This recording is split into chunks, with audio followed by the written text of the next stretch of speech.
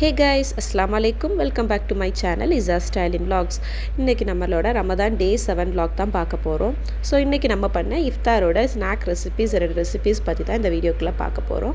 So இப்போ வாங்க வீடியோக்குள்ளே போகலாம். அண்ட் என்னோட சேனல் ஃபஸ்ட் டைம் பார்க்குறீங்கன்னா மறக்காம என் சேனலை சப்ஸ்கிரைப் பண்ணிக்கோங்க.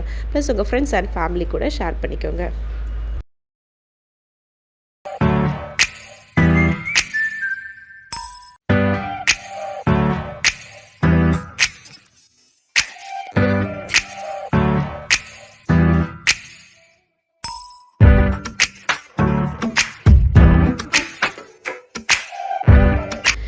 பை த வே நம்ம இன்றைக்கி ஃபஸ்ட்டு பார்க்க போகிற ரெசிபி வந்து banana fritters. As usual banana fritters வந்து ரெசிபி எல்லாருக்குமே தெரிஞ்சது தான். நம்ம இன்றைக்கி வந்து இதை வந்து கொஞ்சம் கூட கிறிஸ்பினஸாக பண்ணலாம் அப்படின்றதுக்கு வேண்டி நான் வந்து இன்றைக்கி இது வந்து ஓட்ஸ் வந்து ஒரு 1/2 கப் போல் எடுத்துக்கிட்டேன்.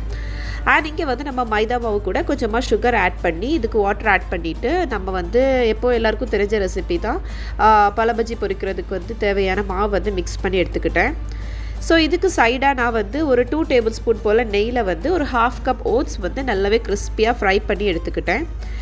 நம்ம எப்போவும் பண்ணுற பனானா ரெசிபிலேருந்து இது கொஞ்சமே டிஃப்ரெண்ட்டாக வந்துருந்தது. ப்ளஸ் டேஸ்ட்டுமே நல்லா இருந்து நீங்களும் கண்டிப்பாக ட்ரை பண்ணி பாருங்கள்.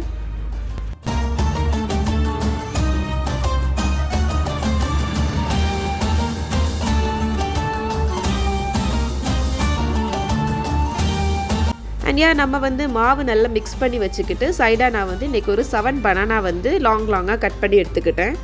அண்ட் ஃபைனலாக நம்ம வந்து கட் பண்ணி வச்சுருக்கிற பனானாவை இந்த மைதா மாவில் நல்லா டிப் பண்ணி எடுத்துக்கிட்டு அதில் வந்து ஓட்ஸ் வந்து நல்லா கோட் பண்ணி எடுத்துக்கணும். இது ஒரு டெக்ஸ்சர் பார்க்கவே ரொம்பவே சூப்பராக வந்துருந்தது. அண்ட் டேஸ்ட்டுமே ரொம்ப நல்லா இருந்தது.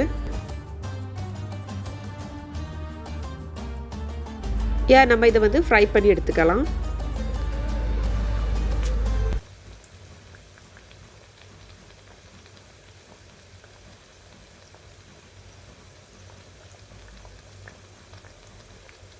ஃபைனலாக நம்மளோட கிறிஸ்பி பனானா ஃப்ரிட்டர்ஸ் வந்து சூப்பராக ரெடி ஆகிட்டுது. அண்ட் நம்ம செகண்டாக பார்க்க போகிற ரெசிபி வந்து கஸ்டர்ட் புட்டிங். ஸோ கஸ்டர்ட் நம்ம எப்போவுமே ஃப்ரூட் கஸ்டர்ட் பண்ணுவோம். ஸோ இன்றைக்கி அந்த கஸ்டர்ட் வச்சு நம்ம சைனா கிராஸ் ஆட் பண்ணி புட்டிங் பண்ண போகிறோம். அதுக்கு நான் வந்து ஒரு 8 கிராம் சைனா கிராஸ் வந்து ஒரு 1/2 கப் ஆஃப் வாட்டரில் ஆல்ரெடி கொஞ்சம் நேரம் சோக் பண்ணி வச்சுக்கிட்டேன். ஆனால் சோக் பண்ணி வச்சுருந்த சைனா கிராஸ் கூட எகெயின் ஒரு 1/2 கப் வாட்டர் ஆட் பண்ணி நம்ம வந்து பாயில் பண்ண வச்சுக்கலாம். இது நம்ம கொஞ்சம் நேரம் ஊற வைக்கும் போது இது வந்து சீக்கிரமாட்டே வந்து கரைஞ்சிரும்.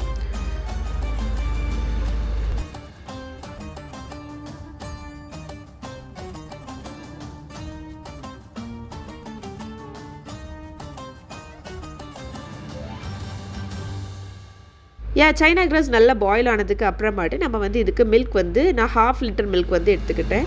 ஸோ இந்த 1/2 லிட்டர் மில்க்கு கூட நான் 1 டேபிள் ஸ்பூன் கஸ்டர்ட் வந்து நல்லா மிக்ஸ் பண்ணி இது கூட ஆட் பண்ணி நல்லா மிக்ஸ் பண்ணி விட்டுக்கிட்டேன். ஸோ இதில் வந்து கஸ்டர்ட் பவுடர் கூடிட்டுனா நம்மளுக்கு வந்து கஸ்டர்ட் வந்து மிக்ஸ் பண்ணி காய்ச்ச அது வந்து திக்காயிட்டே இருக்கும். அதனால் நம்ம இதுக்கு வந்து நம்மளுக்கு அந்த அளவுக்கு திக்னஸ் வந்து தேவையில்லை. அதுக்கு வேண்டி நான் வந்து ஒரே 1 டேபிள் ஸ்பூன் தான் எடுத்து நல்லா இப்படி மிக்ஸ் பண்ணி விட்டுக்கிட்டேன். அண்ட் இந்த மில்க்குமே இந்த சைடு வந்து நம்ம பாயில் பண்ண விட்டுறணும். ஸோ இது நல்லா பாயில் ஆகி இந்த கஸ்டர்டோட ஸ்மெல்லாம் போனதுக்கு அப்புறமா நம்ம இதில் சுகருமே ஆட் பண்ணிக்கணும். சுகர் நான் வந்து இன்றைக்கி ஒரு 1/2 கப்பை விட கொஞ்சம் கம்மியான சுகர் ஆட் பண்ணிக்கிட்டேன்.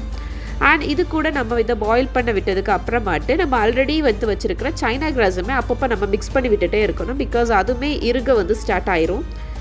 ஸோ இந்த மில்க் வந்து நம்மளுக்கு நல்லா காய்ச்சி முடிச்சதுக்கு அப்புறமா நம்மளும் ஆல்ரெடி காய்ச்சி வச்சுருக்கிற சைனா கிராஸ் வந்து இது கூட ஆட் பண்ணி நல்லா மிக்ஸ் பண்ணி விட்டுக்கணும். அண்ட் ஃபைனலாக நம்ம வந்து ஆல்ரெடி காய்ச்சி வச்சுருக்கிற ரெண்டையுமே சேர்த்து நம்ம புட்டிங் பிளேட்டில் ஸ்ட்ரெயின் பண்ணி ஆட் பண்ணிக்கலாம்.